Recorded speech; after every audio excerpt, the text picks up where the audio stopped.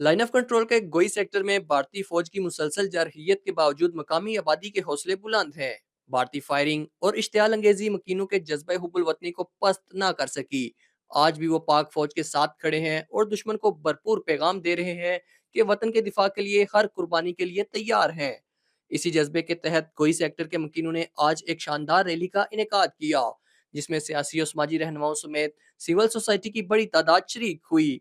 Rally के शुरा ने भारतीय चौकियों के सामने खड़े होकर पाक फौज जिंदाबाद और मोदी मुर्दाबाद के फलक शगाफ नारे लगाए। शुरा ने पाक फौज के ऑफिसरान और जवानों से इजहार यकजहती करते हुए उन्हें हार पहनाए और गुलपाशी की। इस मौका पर उनका कहना था कि भारतीय जरखियत हमें अपने अज़म से पीछे नहीं हटा सकती। हम पाक फौज के शाना बशाना खड़े हैं और वतन के दिफा के लिए हर मुमकिन कुर्बानी देने को तैयार हैं। पाकिस्तान, पाक फौज, पाक फौज, जनरल आसिम मुनीर, आजादी का मतलब क्या है? Atiq Ahmed Malik, JK news, Tattapani.